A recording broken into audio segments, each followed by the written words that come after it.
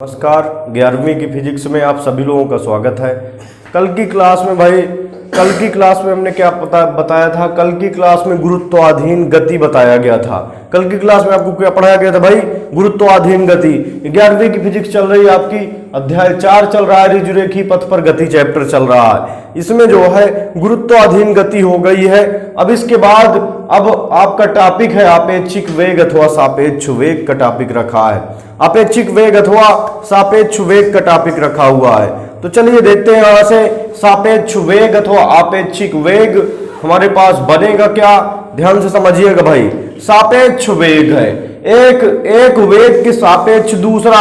सापेक्ष का मतलब तुलना से होता है भाई। यहां से ध्यान से सुनेंगे थोड़ा सा, इसकी परिभाषा क्या है। यदि कोई दो वस्तुएं एक समय पर अलग अलग वेग से गतिमान हो। अभी परिभाषा अच्छे से क्लियर कर देंगे भाई, ध्यान से सुनेंगे सभी लोग। यदि कोई दो वस्तुएं एक समय पर, ध्यान से सुनेंगे, यदि कोई दो वस्तुएं एक समय पर अलग अलग वेग से गतिमान हो, एक ही समय पर अलग अलग वेग से गतिमान हो, तो पहली वस्तु के वेग के सापेक्ष दूसरी वस्तु के वेग को आपेक्षिक वेग कहते हैं। ध्यान से समझिएगा भाई। जैसे कोई दो वस्तुएं हैं, जैसे हमारे पास ये कोई एक पहली वस्तु है, समझ रहे हैं ना, ये जो है ये v1 वेग से ये वस्तु A हो गई और ये वस्तु क्या हो गई? B हो गई। ध्यान समझिएगा, ये वस्तु A हो गई, ये वस्तु B हो गई। इसके बाद इसका वेग क्या हो गया? VA, और इसका वेग क्या हो गया? VB। ये इस प्रकार हमारे पास वेग गति कर रही है, तो VB हो गया इसका वेग। तो यहां से जो है बनेगा क्या, ध्यान से सुनिएगा। यहां से यदि कोई दो वस्तुएं एक ही समय पर चल रही हैं, समझ रहे हैं ना, यदि कोई दो वस्तुएं एक ही समय पर अलग अलग वेग से क्या हो? गतिमान हो। ये पहली लाइन बनेगी आपकी। यदि कोई दो वस्तुएं एक ही समय पर अलग अलग वेग से, इसका वेग VA है और इसका वेग कितना है? VB है। तो यदि कोई दो वस्तुएं एक ही समय पर अलग अलग वेग से गतिमान हो, तो पहली वस्तु के सापेक्ष इस वस्तु की सापेक्ष दूसरी वस्तु के वेग को क्या कहते हैं? हम आपेक्षिक अथवा सापेक्ष वेग कहते हैं। परिभाषा इसमें कभी कभार आते ही है, इसमें के सवाल आते हैं भाई। ज्यादातर कंडीशन में क्या आते हैं? आपके सवाल आते हैं। तो चलिए ध्यान से सुनिएगा एक बार। यहां से यदि कोई दो वस्तुएं एक ही समय पर अलग अलग वेग से गतिमान हो, यदि कोई दो वस्तुएं एक ही समय पर अलग अलग वेग से गतिमान हो, तो पहली वस्तु के सापेक्ष दूसरे वस्तु के वेग को क्या कहते हैं? आपेक्षिक वेग कहते हैं। या ऐसे भी कह सकते हैं, दूसरी वस्तु के सापेक्ष पहली वस्तु के वेग को। यहां से सापेक्ष की कंडीशन आएगी भाई, समझ रहे हैं? रिलेटिव वेलोसिटी सापेक्ष की कंडीशन बनेगी। तो परिभाषा बिल्कुल क्लियर होगी। यदि परिभाषा क्लियर है तो अभी आपको फार्मूला क्लियर करा देंगे पूरी तरह से, समझ रहे हैं ना। तो यहां से ध्यान से सुनेंगे एक बार। यदि कोई दो वस्तुएं एक ही समय पर अलग अलग वेग से गतिमान हो, यदि कोई दो वस्तुएं एक ही समय पर अलग अलग वेग से गतिमान हो, तो पहली वस्तु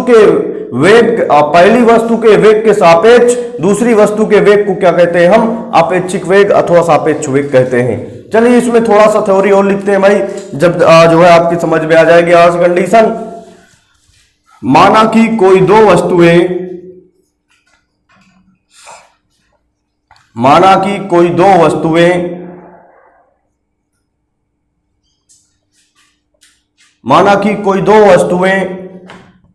A तथा B हैं,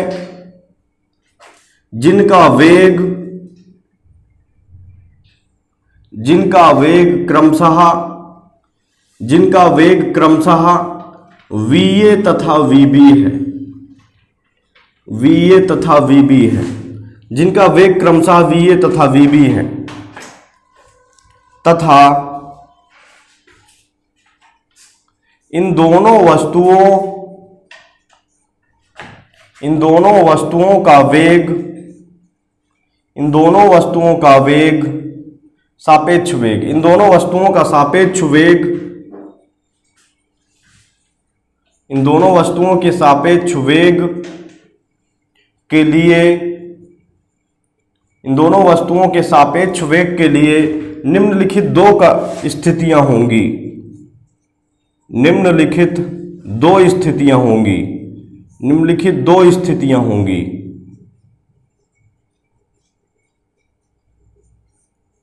निम्नलिखित दो स्थितियां होंगी। पहली स्थिति, जब दोनों वस्तुएं एक ही दिशा में चल रही हों। जब दोनों वस्तुएं एक ही दिशा में चल रही हों। एक ही दिशा में चल रही हों। दूसरा नंबर, जब दोनों वस्तुएं विपरीत दिशा में चल रही हों। जब दोनों वस्तुएं विपरीत दिशा में चल रही हों। विपरीत दिशा में चल रही हों।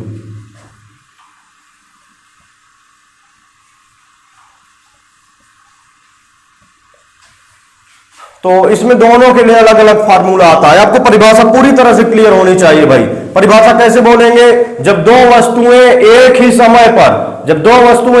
ही समय पर अलग अलग वेग से गतिमान होती हैं।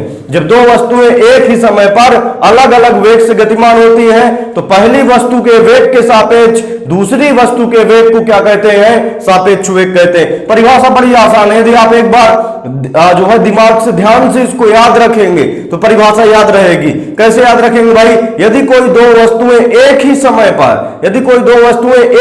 पर, इनका समय एक है, समझ रहे हैं ना? यदि कोई दो वस्तुएं एक ही समय पर एक अलग अलग वेग से क्या हो? गतिमान हो। यदि कोई दो वस्तुएं एक ही समय पर अलग अलग वेग से गतिमान हो तो पहली वस्तु के सापेक्ष दूसरी वस्तु के वेग को हम क्या कहते हैं? सापेक्ष वेग कहते हैं। इसमें माने थे क्या? माना कि कोई दो वस्तुएं A तथा B हैं जिनका वेग क्रमशः VA तथा VB है, तथा इन दोनों वस्तुओं के सापेक्ष वेग के लिए दोनों वस्तुओं का सापेक्ष वेग निकाला जाएगा।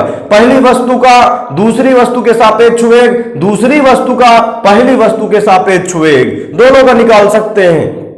तो यहां से ध्यान से देखिएगा, एक बार पूरा आप लिख सकते हैं ना, स्वयं से लिखने की कोशिश करें। ये फिजिक्स में थ्योरी है भाई, यदि अपने आप लिखने की क्षमता आपसे बन गई तो समझ लीजिए आपसे फिजिक्स बनने लगी। कैसे लिखेंगे? जो है इसकी परिभाषा, सापेक्ष वेग की परिभाषा कैसे लिखेंगे भाई?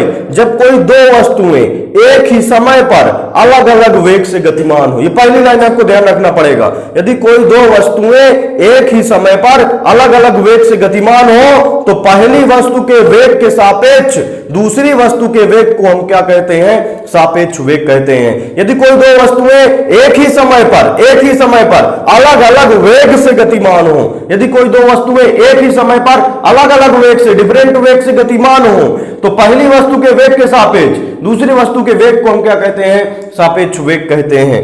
तो अब यहां से जो है माने थे क्या? माना कि कोई दो वस्तुएं A तथा B हैं जिनका वेग क्रमशः VA तथा VB है, तथा इन दोनों वस्तुओं के सापेक्ष वेग के लिए निम्नलिखित दो स्थितियां बन सकती हैं। कौन सी स्थितियां बनेंगी? जब दोनों वस्तुएं एक ही दिशा में हो। समझ रहे हैं ना? जैसे क्या है हमारे पास, इसका उदाहरण क्या है? जैसे हम मोटरसाइकिल से चल रहे हैं भाई, बाइक से चल रहे हैं, मोटरसाइकिल से, कोई दूसरा आदमी मोटरसाइकिल से उसी दिशा में आ रहा है, वो तेजी से चला जा रहा है। हमारा 50 किलोमीटर प्रति घंटा की स्पीड है, 50 किलोमीटर प्रति घंटा की स्पीड है, और कोई दूसरा आदमी आया 70 किलोमीटर प्रति घंटा की स्पीड से, वो हमें ओवरटेक कर गया, क्रॉस कर गया। समझ रहे हैं ना? ओवरटेक कह सकते हैं। तो ओवरटेक कर गया तो दोनों क्या है? दोनों वस्तुएं एक ही दिशा में जब गतिमान हो तो उसके लिए सापेक्ष वेग का सूत्र अलग होता है।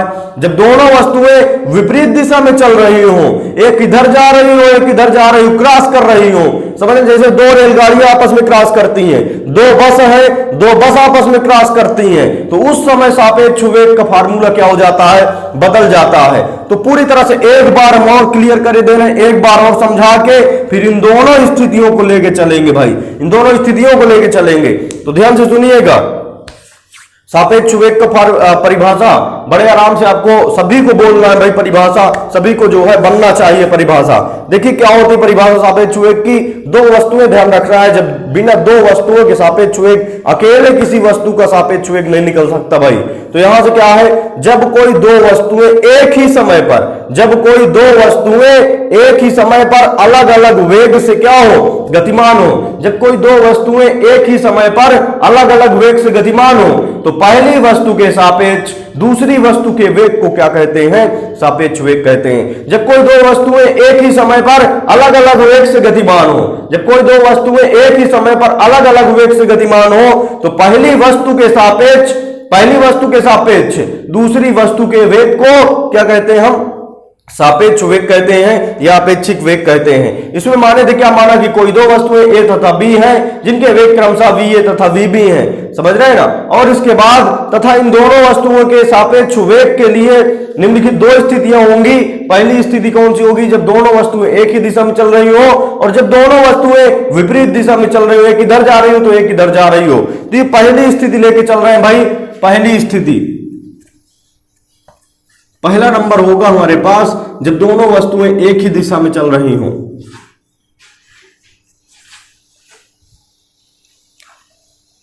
पहला नंबर जब दोनों वस्तुएं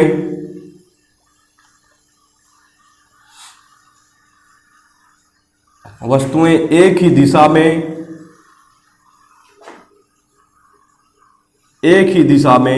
चल रही हों, जब दोनों वस्तुएं एक ही दिशा में चल रही हों।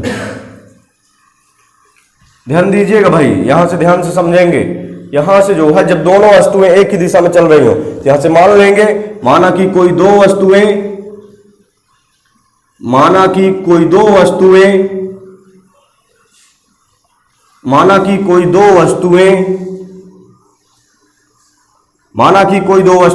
बिल्कुल आप जो है जैसे हम बोलते चल रहे हैं, आप नोट्स बनाते चलिए, कॉपी बनाते चलिए। जैसे ही स्कूल खुलेगा या ऑनलाइन के बाद आगे वहीं से स्टार्ट होगा, शुरुआत से नहीं स्टार्ट होगा, बात समझ लीजिए।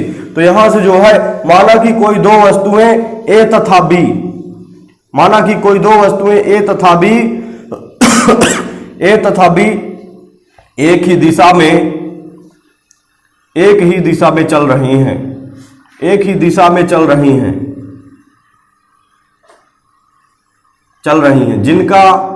जिनका वेग क्रमशः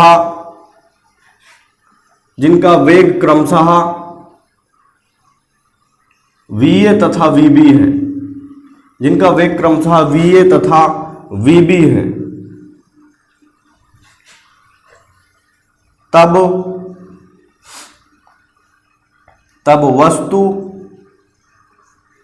वस्तु A का वस्तु B के सापेक्ष, वस्तु A का वस्तु B के सापेक्ष वेग, वस्तु B के सापेक्ष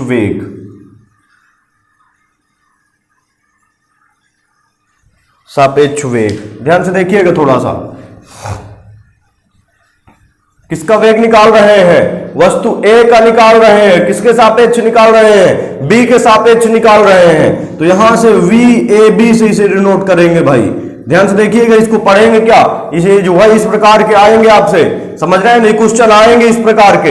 तो ये VAB को पढ़ेंगे क्या, वस्तु जो है ये V का मतलब वेग है, और किसका वेग है, A लिखा है, तो A का वेग है, ये A का वेग, ये जो है VA का मतलब क्या है, ध्यान से सुनिएगा भाई।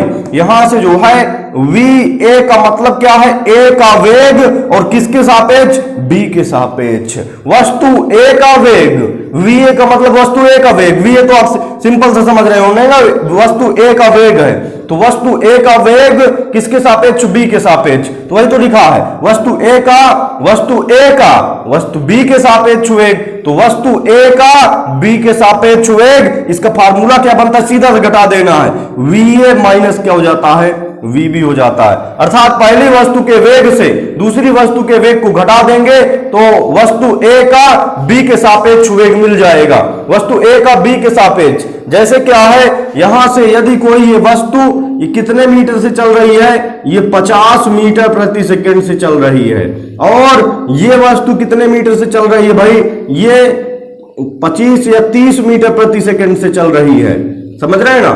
तो अब वस्तु A का B के सापेक्ष वेग निकालना है, समझ रहे हैं ना, कि B के सापेक्ष कितना वेग बचा है, कितना वेग है। तो 50 इसके पास है, 30 इसके पास है, तो वस्तु A का B के सापेक्ष कितना होगा, 50 माइनस 30 बराबर क्या हो जाएगा, 20 हो गया। तो B के सापेक्ष इसका कितना वेग है, इसका एक्चुअली में वेग तो 50 मीटर प्रति सेकंड है। पहली वस्तु A का रियल में वेग कितना है, 50 मीटर प्रति सेकंड। लेकिन यदि इसके हिसाब से देखें, इसकी तुलना में देखें, सापेक्ष का मतलब तुलना होता है भाई, यदि इसकी तुलना में देखें, हम समझ रहे हैं ना, इसके जो है इसके आधार पर देखें वेग, तो 50 से 30 घट जाएगा, इसका कितना बनेगा वेग, वस्तु A का वेग कितना आ गया, 20 मीटर प्रति सेकंड। लेकिन ये किसकी सापेक्ष है, B के सापेक्ष है। तो सापेक्ष का मतलब जैसे हम जो है मोटरसाइकिल से जा रहे हैं 50 जो है किलोमीटर प्रति सेकंड से, कोई 30 किलोमीटर प्रति सेकंड से चल रहा है, 50 किलोमीटर प्रति सेकंड प्रति घंटा से, सॉरी 50 किलोमीटर प्रति घंटा से चल रहे हैं हम, और 30 किलोमीटर प्रति घंटा से चल रहा है, उसको हमने क्रॉस कर दिया, तो उसका तो वेग 30 है, हमारा वेग 50 है, समझ रहे हैं ना। तो उसके सापेक्ष हमारा कितना हो गया, 50 माइनस 30 बराबर कितना हो गया, 20 मीटर प्रति सेकेंड। उसके हिसाब से, उसके सापेक्ष या उसकी तुलना में हमारा वेग कितना होगा, 30 मीटर प्रति सेकेंड, जबकि रियल में हमारा वेग कितना है, 50 है। तो किसी के सापेक्ष यदि वेग निकालते हैं तो वहां से जो है क्या होता है भाई, उसके वेग को घटा दिया जाता है। तो ध्यान से सुनेंगे, यहां से जो है वह जब भी आपसे कहे वस्तु A का वस्तु B के सापेक्ष वेग कितना होगा, VAB, ये VAB कहलाएगा क्या, वस्तु A का B के सापेक्ष वेग बराबर VA माइनस VB होगा, VA माइनस क्या होगा, VB होगा। ये बात ध्यान रखिए भाई, जैसे आपसे कह दिया जाए कि वस्तु C का D के सापेक्ष वेग, तो यहां से VCD होगा। VCD का मतलब क्या है, वस्तु C का D के सापेक्ष वेग, वस्तु C का वेग है, वस्तु C का वेग किसके सापेक्ष, D के सापेक्ष। बड़े आराम से बोलेंगे भाई, क्योंकि यही नोटेशन लड़कों के समझ में नहीं आता है।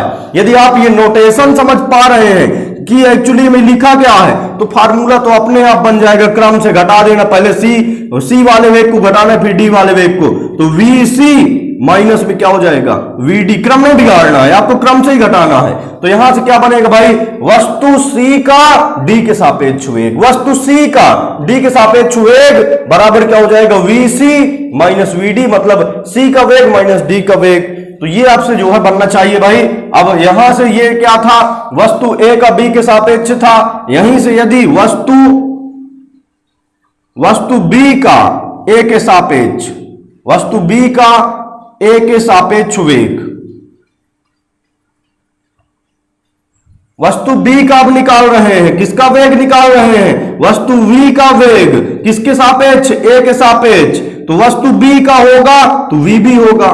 बिल्कुल ध्यान रखिए भाई, वस्तु B का वेग है, किसके सापेक्ष है, A के सापेक्ष, वस्तु B का A के सापेक्ष वेग, वस्तु B का, VB का मतलब वस्तु B का, और किसके सापेक्ष, A के सापेक्ष वेग बराबर क्रम से घटा देना है, अर्थात VB माइनस में क्या हो जाएगा, VA हो गया। ये फार्मूले दोनों ध्यान रखिए भाई, इनसे न्यूमेरिकल हल होते हैं परीक्षा में जो कि आते हैं। ये वस्तु A का B के सापेक्ष वेग है और ये वस्तु B का A के सापेक्ष वेग है। ये तो आपकी पहली स्थिति हुई। चलिए अब चलते हैं दूसरी स्थिति पर। दूसरी स्थिति कौन सी होगी, दूसरी स्थिति होगी आपकी जब दोनों वस्तुएं विपरीत दिशा में चल रही हों। चलिए दूसरी स्थिति देखेंगे भाई। दूसरी स्थिति ध्यान से देखिएगा,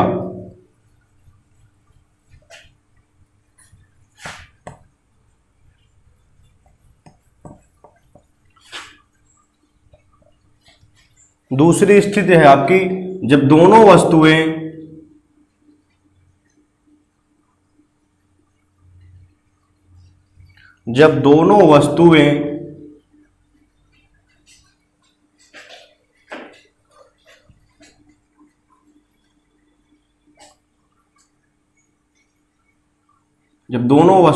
विपरीत दिशा में चल रही हों, विपरीत दिशा में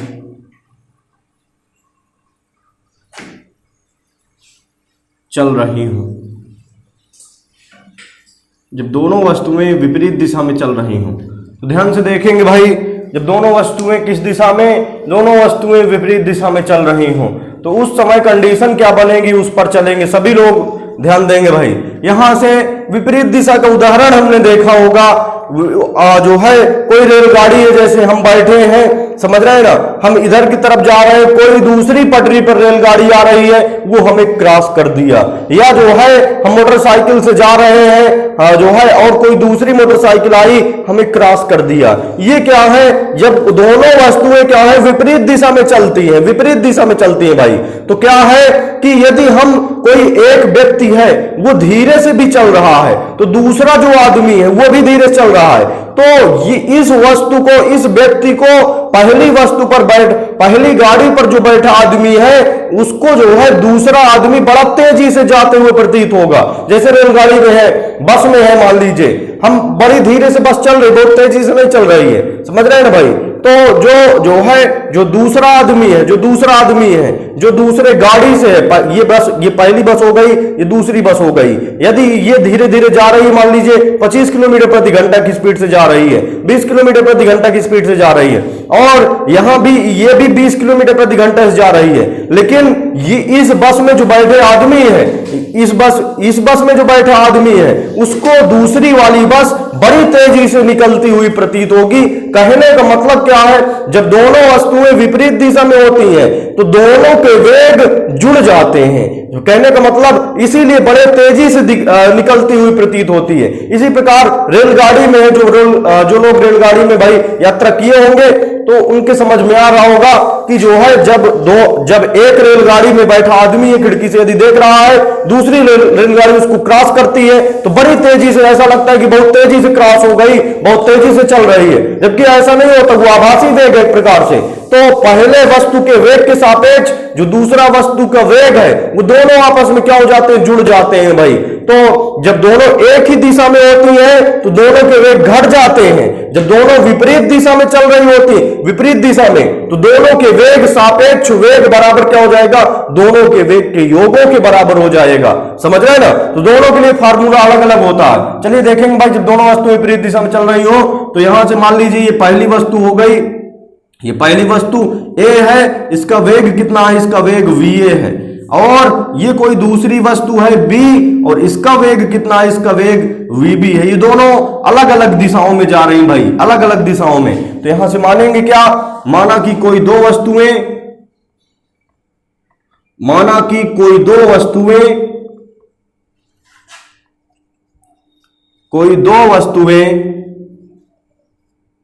विपरीत, कोई दो वस्तुएं A तथा B विपरीत दिशा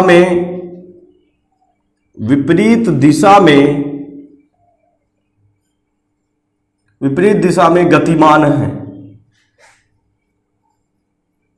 विपरीत दिशा में गतिमान है, तब वस्तु A का B के सापेक्ष, वस्तु A का B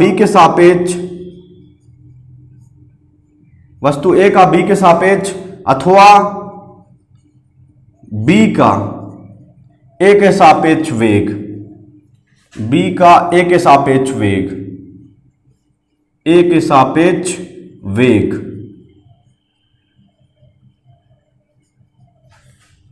VAB बराबर VA प्लस में हो जाएगा VB। ध्यान से देखिएगा भाई, वस्तु A का B के सापेक्ष, इसमें दोनों में योग ही होता है, समझ रहे हैं ना। या कह दें VBA, ये भी क्या हो जाएगा, VB प्लस में क्या हो जाएगा, VA हो जाएगा। ध्यान से सुनिएगा भाई, तो बड़े आराम से आपको ये समझ में आ जाएगा। हमने बताया था जब वस्तु विपरीत दिशा में चलती है, एक दूसरे के क्या है, विपरीत में चलती है, तो जो किसी वस्तु का किसी दूसरे वस्तु के सापेक्ष वेग होता है, जैसे वस्तु A का वस्तु B के सापेक्ष वेग क्या होता है, दोनों के वेगों के योग के बराबर होता है। अर्थात इस वस्तु का यदि देखें, इस वस्तु के सापेक्ष वेग तो बहुत ज्यादा वेग हो जाता है इस वस्तु का। अर्थात ये जो आदमी बैठा है यहां पर, इसको बहुत तेजी से जो है जाती हुई प्रतीत होती है। जैसे क्या है, ध्यान से सोचिएगा भाई, ये हमारे पास क्या है, वस्तु A है, इसका 5 मीटर प्रति सेकंड वेग है, VA बराबर कितना हो गया, 5 मीटर प्रति सेकंड। और ये कोई इधर जा रहा है, ये इधर जा रहा है, तो ये इधर है, ये B हो गया, इसका वेग कितना है, इसका वेग है 10 मीटर प्रति सेकंड। समझ रहा है ना। तो अब देखिए यहां से दोनों क्रॉस किए तो वस्तु A का वेग निकालना है,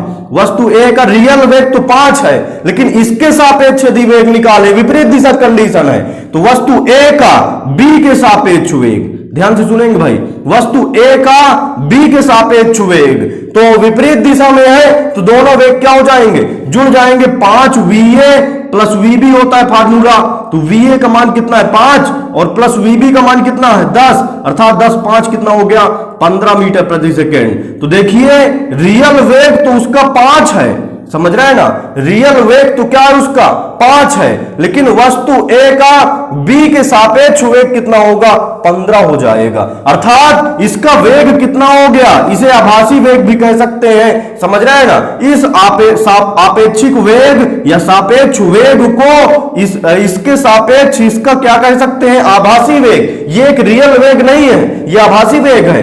तो वस्तु ए का बी के सापेक्ष वेग कितना हो गया, सापेक्ष वेग, ए का वेग है बी के सापेक्ष 15 मीटर, जबकि ए का रियल वेग 5 मीटर प्रति सेकेंड, तो ज्यादा वेग है कि नहीं, तो बी को बड़ी तेजी से ये निकलती हुई क्रॉस करती हुई प्रतीत होगी।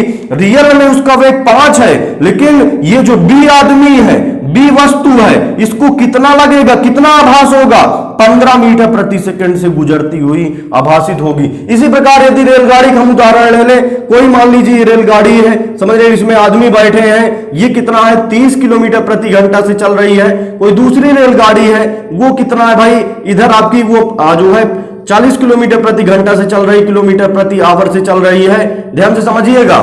तो जो है ये मान लीजिए रेलगाड़ी ए है, ये रेलगाड़ी बी है, तो जो है रेलगाड़ी ए का ये तो रियल वेग है, लेकिन ए का सापेक्ष वेग कितना हो जाएगा, समझ रहे हैं, जिसे आभासी वेग कहते हैं।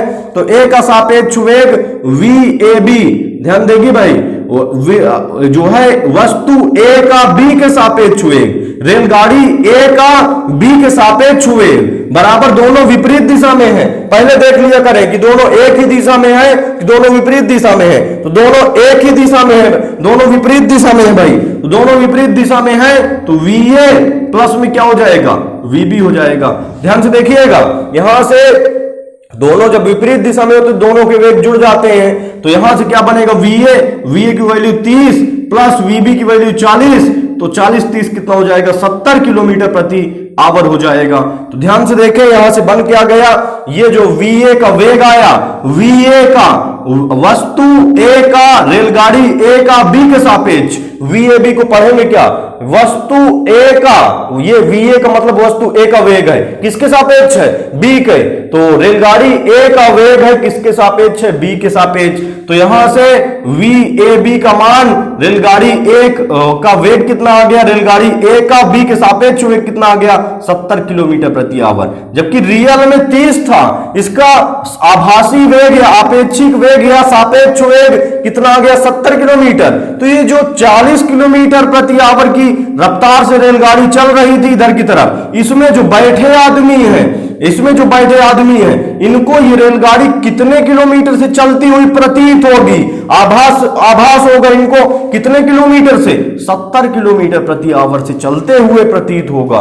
तो इसीलिए जब दो रेलगाड़ी आपस में क्रॉस करती हैं, समझ रहे हैं ना, तो उनको बड़ी तेजी से जो है ऐसा लगता है कि बहुत तेजी से रेलगाड़ी क्रॉस हो गई, बहुत तेजी से चल रही है, जबकि ऐसा नहीं है, समझ रहे हैं ना। तो बिल्कुल ध्यान से समझ लीजिएगा भाई। तो यहां से जो है हमारे पास क्या कंडीशन बनेगी, जब दोनों वस्तुएं एक ही दिशा में चल रही होती हैं, तो उनका सापेक्ष वेग क्या होता है, दोनों के अंतर के बराबर होता है।